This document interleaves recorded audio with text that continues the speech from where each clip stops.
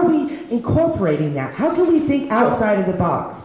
I know a lot of schools are doing math nights, which have been very successful. Are we doing any reading nights? Could we have reading nights? I know IAA does a thing called Literacy Breakfast, which 4 times a year, what that is, 4 times a year, parents are invited to come in and sit down and read with their child. And it's been a great thing that I'm sure that IAA would definitely share that information. What are some other ways? And that's when, in these teams, this is this kind of stuff that we want to brainstorm. We want to say, well, this is what we've done, this is what we can do better, and we're going to have the opportunity, you'll see, to meet, to hear some of these ideas, but we do another exercise. Okay, let's see, I'm on the wrong page. Told you, a little nervous up here. And this creative homework, by the way, I've heard of a fantastic Edmonds middle school teacher who is doing this type of work. That what he does is, an example of this was, he had the children go home. They had to talk about who was in their family, how many members, write it down, who was in the next generation, write that down, and in some way it incorporated math. So there are amazing things going on, and a lot of it is, how do we learn together? How do we get good ideas from each other in this room? Okay. Any questions? Great. Decision making. Again, if we do number 1 well and we support our parents, we support each other as a group, that we're all equal, this one too is easy. So how do we hear the voices? Are we doing surveys? I know that some teachers, some schools have done surveys on ways to get information. What are some other ways that we can use? I know the high school includes students in their decision making and some of the ways they get input. And I'm going to tell you a little story. The IAA had a committee that they were going to have artists be able to apply for some money, and so it's a little committee anyway. And we invited a couple 5th graders to be on that team and to hear their input about how this money was going to be spent. And it was just amazing. That was what the committee went with, was what the kids had to say. So, and how, in what ways are we hearing the voices? Like to go back to our homeschool liaisons, I can't speak highly enough that the outreach and that the communication that they provide to us as a district is incredible. Any questions on decision making? Great. Oh.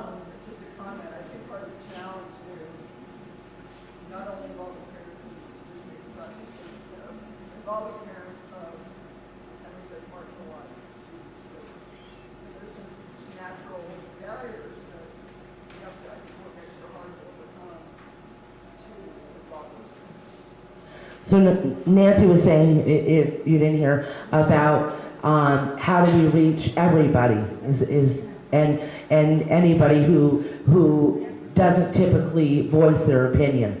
There again, my suggestion would be to target them, to go up personally. Whoever, maybe you decide on a point person in your committee. Maybe it's a point person at your school.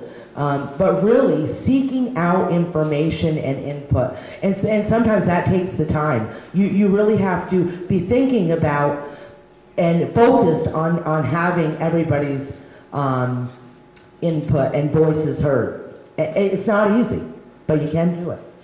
With the community. So when we think about ways that we work with community partners, planning ahead, making sure that we don't have too much on our plates so that we're not focused on our commitments already. What ways are we don't want to make any bad blood. If somebody decides, oh, you know, I want to participate in your school in some way, or if two people have an idea at the same time, you know, you want to make sure that you say, we can't do this now, but we'd love, you know, in the future. And what ways are we using the community now, and what ways can we use the community better? One way that I can think of is again targeting. Let's say it's homework. This homework, so we might be able to solve a couple problems at the same time, or not solve them, but get some ideas. So let's say it's about the homework thing. How can we use our community partners to help us achieve other things? One of the things that I'm working with right now is the Boys and Girls Club to create a power hour, which is they're going to have everybody in the entire program over at the Boys and Girls Club for half hour is going to be snack. The other half hour is everybody's going to stop, drop instead of roll. It's going to be sit down and read a book or work on their homework. And so what ways are we doing this now? What ways can we do it better? Can we target some of the our senior centers that might be around our schools and say, hey, Edmonds has a wonderful Everybody Wins program. We're looking for more people to join our team. Would you know, could you pass the word along? How can we use people in our community to build our community within our schools? And then linking, so when we have somebody from the outside who wants to use our space or who wants to include us, make sure you connect that organization to somebody at the school. You know, let's say they're having a cooking class at your school. They're using your building, and we want to invite the population of your school. Make sure that you link it. Who are you going to have as your link between your community partner and your school? I see some fingers, some pointing going on. So is there any questions with my presentation? Yes. Under redefinition, yes. it says community includes not only families but children in schools, but also others interested in children's success. Yes. Would it be appropriate to also add the word taxpayer? Because the bottom line is, we do pass our school budgets in Burlington, but we pass them with 50 or 60%. All these programs are dependent upon a successful budget. And a lot of people in the community, whether they have children in the schools or not, are being asked every year to fund the schools.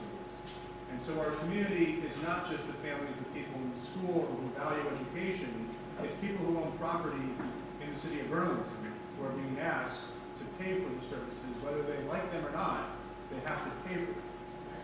And I think that at some point, we do have to make sure that our tax-paying base understands this incredible amount of stuff that's going on in this room right now.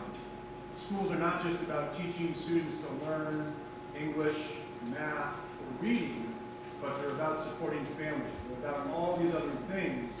But the taxpayers of Burlington sometimes think we're only doing a very limited job when it comes to the educational world that they have to be committing financial resources towards.